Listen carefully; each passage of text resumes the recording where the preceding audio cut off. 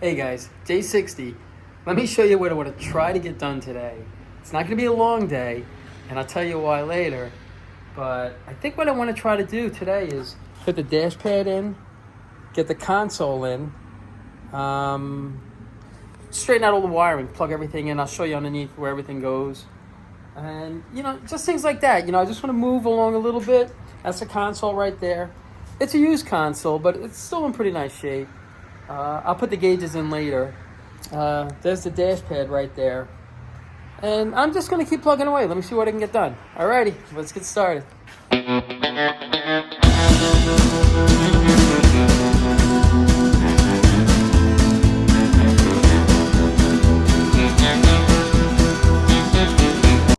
When you buy these dash pads, you got to put these in. They have like these wood screws. Let me show you. Not wood screws. It's almost like a wood type of thread, like an aggressive thread. That goes into here. It gets 1, 2, 3, 4 right here. And this screw right here and washer is what holds it to that framework right over there, the dash assembly.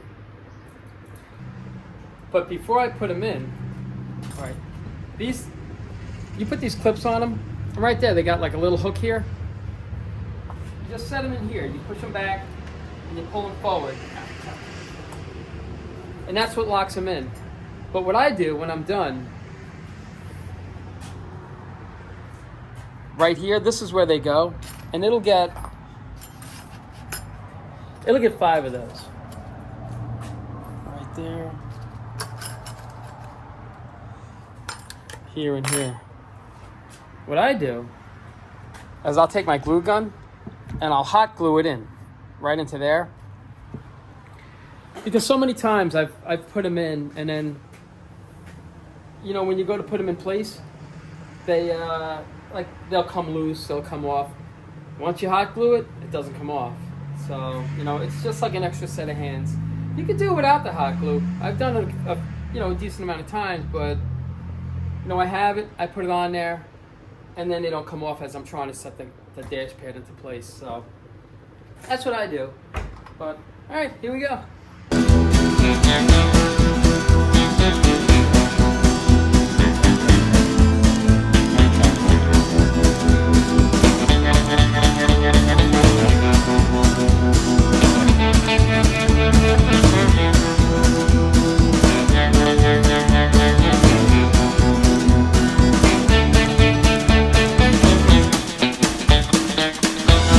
While that's drying, I'm going to do the electric. I'll tie all that up, and then I'll show you what it looks like underneath there.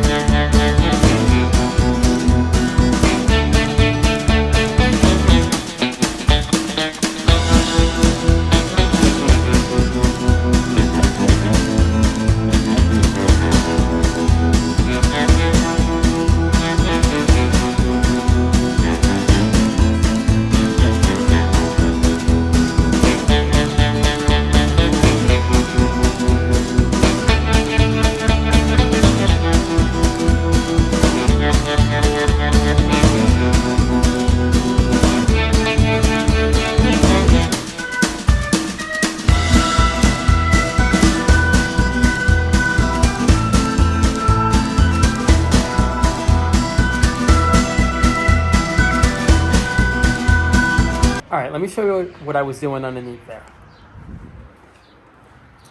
It wasn't much, it really isn't. I'll show you. All right, let me show you what I was doing over here, if I can. All right.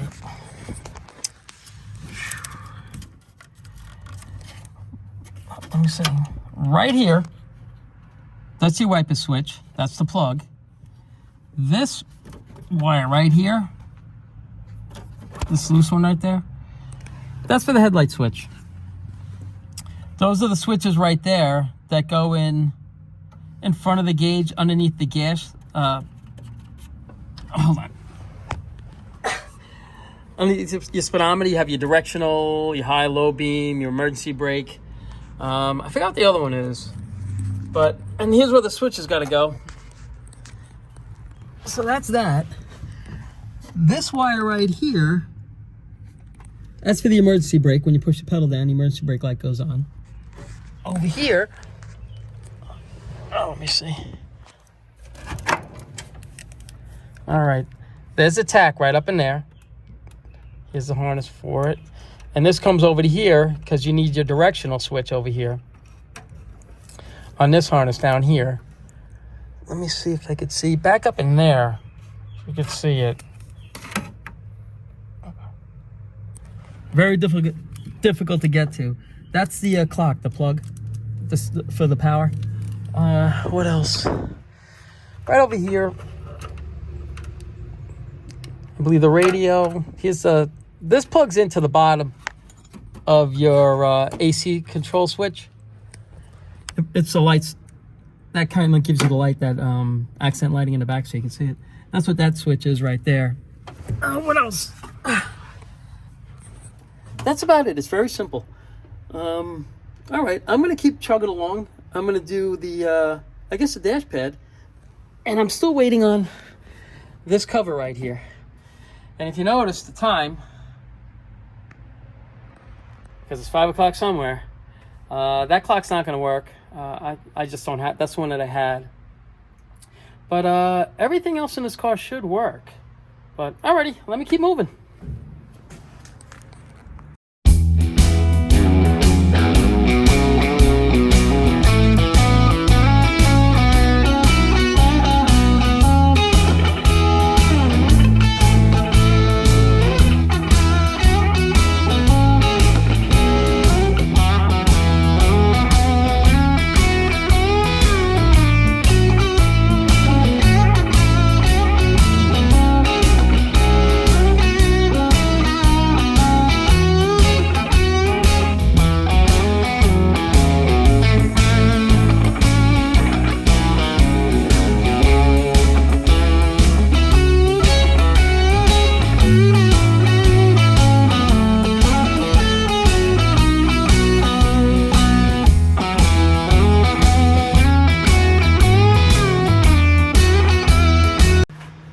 Just make those snug, not too tight, because you'll strip them and rip them right out.